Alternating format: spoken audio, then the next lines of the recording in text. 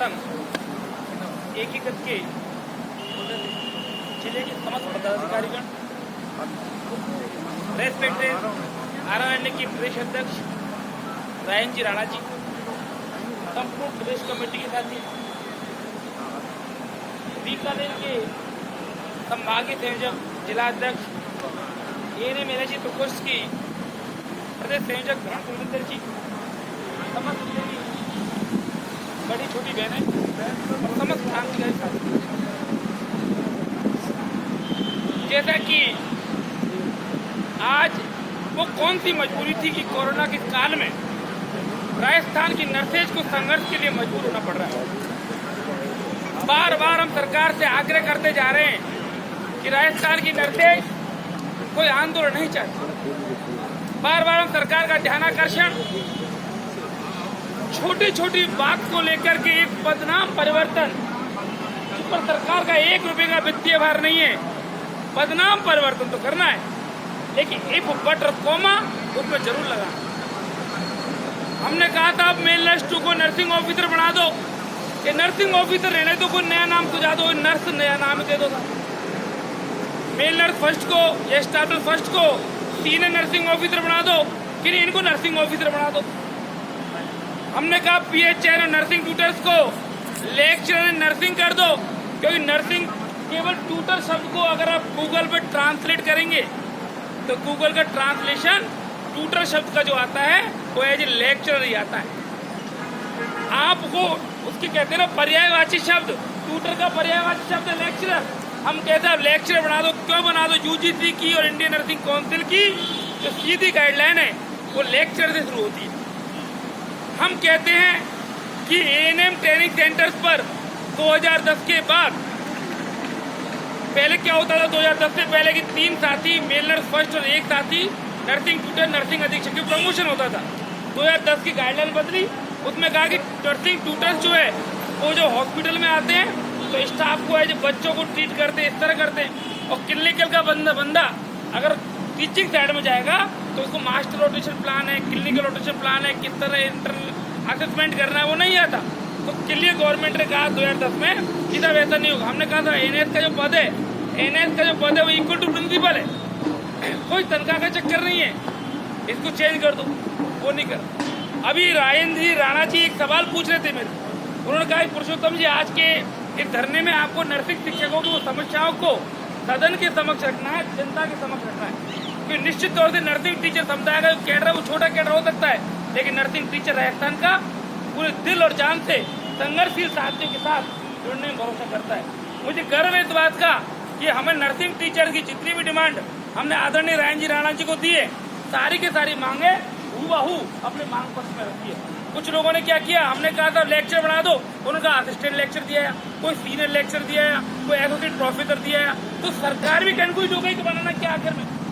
तो इम्पोर्टेंट चीज जो आती है, ये संघर्षशील जो व्यक्तित्व है उसके साथ राजस्थान का नर्सिंग शिक्षक समुदाय पूरी तरह उसके साथ खड़ा है। साथियों, देश दशा नर्सिंग शिक्षा की क्या है, दशा नर्सिंग समुदाय की क्या है, और हमें ये किस दिशा को बोलना है ये इम्पोर्टेंट है। मंजिल मिले या ना मिले ये अलग बात है, हम कोशिश ही ना करें ये तो गलत बात है। मंजिल मिले या ना मिले ये अलग बात है, और हम कोशिश ही ना करें ये तो गलत बात है। साथियों, भी करें कि जिंदाबाद क्रांतिकारी साथियों का इस्तेमाल करता हूँ। मैं कहना चाहता हूँ कि वो सभी मांगे बदनाम परिवर्तन की मांग हो। लोग कुछ कह रहे थे कि वेतन व कुछ हमारे साथी लोग गवर्नमेंट से उन्होंने डिमांड रखी है कि बदनाम परिवर्तन कर दो, हम जिंदगी में केंद्र के समान वेतन भत्ते नहीं मांगेंगे, वो नहीं मांगेंगे भैया।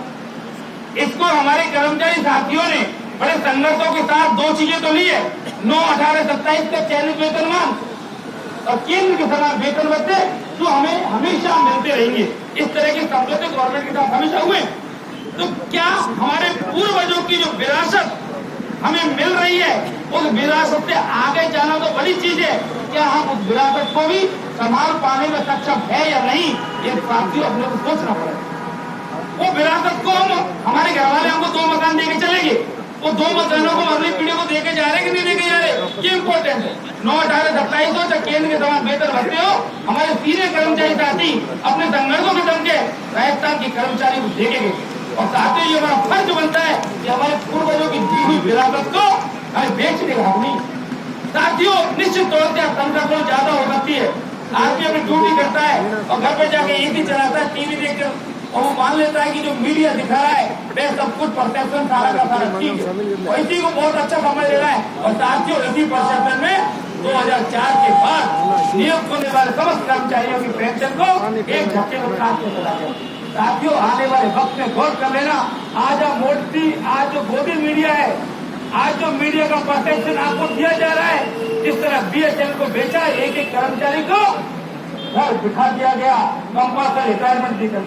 आने वाले वक्त में कहा जाता है कि हिंदुस्तान की सबसे मजबूत ट्रेड यूनियन, सबसे मजबूत कर्मचारी आंदोलन और इंडिया रेलवे फेडरेशन ताकतवर संगठन हुआ करता है। लेकिन आज स्थिति क्या है?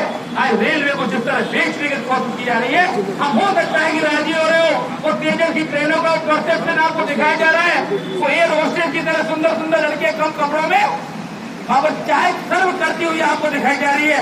आपको लग रहा है तो बड़ा आनंद आ रहा है। साथियों, दिखाया कुछ जाता है, वास्तविकता कुछ होती है।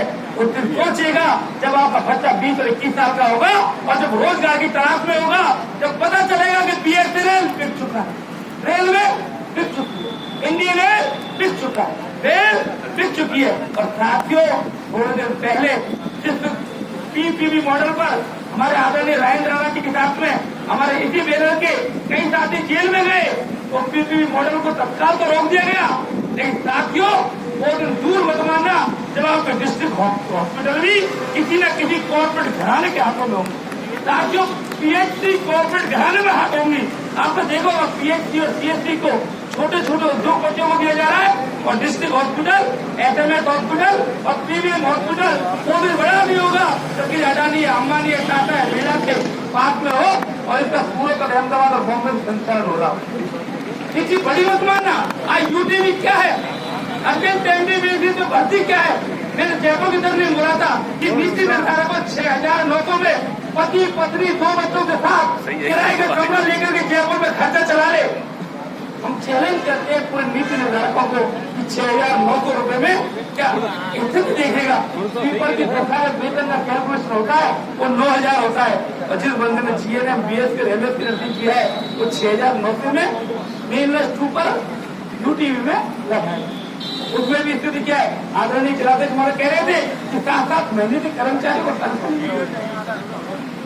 सोचेगा, परमानेंट कर्मचारी 70-80 हजार में सैलरी मिल रही होती है, हमें अगर तनख्वाह 1 महीने नहीं मिले क्या स्थिति होती है। और 6,900 में काम करने वाले व्यक्ति को 7 महीने तक तनख्वाह नहीं मिले, उसके घर, उसके बच्चों के लिए जब अपने घर जाता होगा, उसके एक दृश्य कल्पना कीजिएगा, जब घर जाता होगा उसके बेटा, छोटा 2 साल का बेटा उसे कहता होगा पापा आए, पापा आए, पापा मेरे लिए क्या लेके आया हूँ? कि बेटा मैं तेरे लिए कुछ लेके नहीं आया, मेरे को 7 महीने की तनख्वाह नहीं मिली। उस दृश्य की आप कल्पना कीजिएगा और फिर सोचिएगा कि सरकार जो कर रही है उसे कर रही है छोटे भाइयों के लिए कौन बोलेगा? हम बोलेंगे। लेकिन स्थिति ये होता है कि हमारा पूरा का पूरा जो आंदोलन होता है वो हम किसी भी तरह, हमारी जाति क्या है, हमारा धर्म क्या है, हमारी जाति हम नर्स है, हमारा धर्म हम नर्स है। फ्लोरेंस नाइटिंगेल की और चीजें हम लेते हैं उतनी क्लियर होता है। हम किसी बिना जाति, बिना धर्म, बिना संप्रदाय और बिना क्षेत्रीयता के एक मानव को सेवा करेंगे, यही तो पर्पस है। नाइटिंगेल प्लेज क्या है? और यही तो प्लेज है। क्या हम उस प्लेज को एक बड़ा आंदोलन चल रहा हो, कल एक ऐसा मुद्दा है कि हिंदुस्तान में मंदिर मस्जिद का विवाद आ जाए, हिंदू एक तरफ हो जाएगा, मुसलमान एक तरफ हो जाएगा, और जो नर्सिंग की बेसिक डिमांड थी वो सब तो छूट जाएगी और हमारा परसेप्शन, हमारा ध्यान कहीं और चला जाएगा। साथियों, सोचना पड़ेगा, आपको अपने हकों के लिए जानना पड़ेगा। मैं साथियों आपसे कहना चाहता हूँ, आज क्या बीकानेर जिले में 5,000 से कम नर्सिंग कर्मचारी है? लेकिन क्या इन्हीं के दिलों में आ गए? क्या इन्हीं को मिलेगा पदनाम परिवर्तन? क्या इन्हीं को मिलेगा वेतन, पदनाम परिवर्तन, वेतन भत्ते इन्हीं को मिलेगा? नहीं मिलेगा। साथियों की दयनीय स्थिति आ चुकी है। आज हमारी डिमांड क्या होनी चाहिए? हमारी डिमांड होनी चाहिए केंद्र के समान वेतन और भत्ते। हमारी डिमांड होनी चाहिए कि मैं समझता नर्सिंग मतलब सेपरेट होना चाहिए, लेकिन साथियों से बात नहीं कर पाते। स्थिति परिस्थिति कुछ भी हो, हर व्यक्ति समझदार है कि गवर्नमेंट के पास पूरी की पूरी सीआईडी जाती है, कितने संसद चल रहे, किस संसद में कितना समय, लेकिन गवर्नमेंट साहब से एक चीज को जानती है कि संघर्ष करना किसी संगठन को आता है और किसी और को नहीं आता, तो एक संगठन को करना है। रेटिंग की गलत चीज हो सकती है, बात संघर्ष की होती है। इसी संगठन ने आज 2011-12 में यूनाइटेड कोर कमेटी के माध्यम से 3200 ग्रेड पे होता था, 3200 ग्रेड पे होता, आज 4200 ग्रेड पे मिलना चुका है, स्टाफ लगता है। वो किस संघर्ष के कारण है, हमें सोचना होगा। मुझे ध्यान है वो 10 रुपए में बट्टी में गड़ाई बट्टा 10 रुपए मिला करता था, जब ऋण की बट्टी 20 रुपए की हुआ करती थी। एक ऋण की बट्टी में क्या 1 महीने का धुलाई का काम कर सकता है? मैंने कहा उसको धर्मों में, उस आंदोलन में कहा था कि 10 रुपए में कोई माइका लाल 1 महीने का ला के दिखा दे, तो धुलाई वक्त तक कैसे बढ़ा, तो वर्दी वक्त तक कैसे बढ़ा। लेकिन क्या आज हम फिर वो उत्तर ले पा रहे जो केंद्र सरकार को मिल रहा है? सरकार की मजबूरी क्या है? नर्सिंग ऑफिसर बनाने में मजबूरी क्या है? वो मजबूरी यही तो है कि केंद्र में जो नर्सिंग ऑफिसर नाम चल रहा है, वही नाम यहाँ दे दिया, तो कल इनकी डिमांड होगी तो क्या होगी? टाइम वेतन और भत्ते की होगी।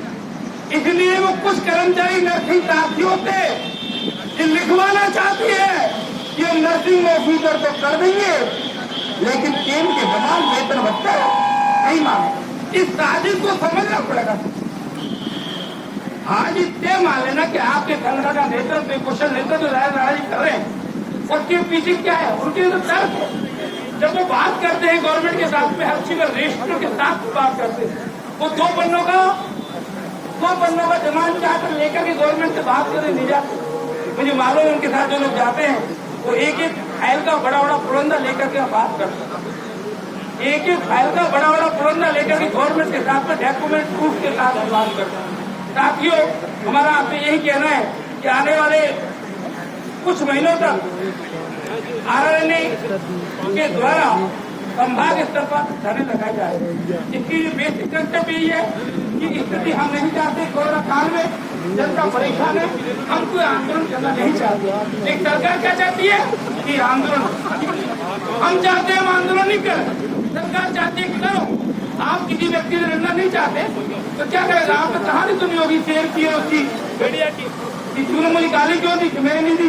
कि तूने नहीं दी, तेरे पापा ने दी होगी। कि मेरे पापा तो थे ही नहीं, क्यों के पापा ने दी होगी? किसी ने तो गाली दी है। और तो भेड़िया, तो सरकार क्या चाहती है कि आंदोलन करे, हम चाहते हैं नहीं चाहते। हम फिलहाल दोस्तों एक अवेयरनेस प्रोग्राम के तहत संभाग मुख्यालय पर धरना दे रहे हैं, लेकिन साथियों सरकार हमको कमजोर ना समझे। तो स्थिति ऐसी आती है, ये आंदोलन किसी भी स्थिति से जा सकता है, लेकिन कोविड काल में हम जनता की बददुआ नहीं चाहते, हमें मजबूर ना करे सरकार। इस आज धरने के माध्यम से हम सरकार को चेतावनी देना चाहते हैं कि सरकार हमको मजबूर ना करे कि राजस्थान की नर्सें अगर सड़कों पर उतरेगी तो क्या स्थिति हो सकती है। हमने कब सरकार के कौन से प्रोजेक्ट को, कौन से डाटा को, कौन से इंडेक्स को ऊपर लाने में काम नहीं किया? हमेशा हमने काम किया। स्थिति क्या होती? हम सरकार से डिमांड करते हैं ड्रेस कोड बदल दो। इधर ड्रेस कोड क्यों बदल दो? सरकार का कोई नुकसान है नहीं है ना? ड्रेस कोड बदलने में दिक्कत क्या था? हमने कहा कि आज के जमाने में यूनिक फैमिली चल रही, जॉइंट फैमिली नहीं, पति पत्नी 2 बच्चों के साथ में अकेले रहते हैं। हमने कहा डिस्ट्रिक्ट मुख्यालय पर जो हमारी नर्स बहने हैं, क्योंकि बच्चे छोटे हैं, उनके लिए क्रेच की सुविधा दे दो। और ये मानव अधिकार है, महिलाओं का अधिकार है, बच्चे का अधिकार है।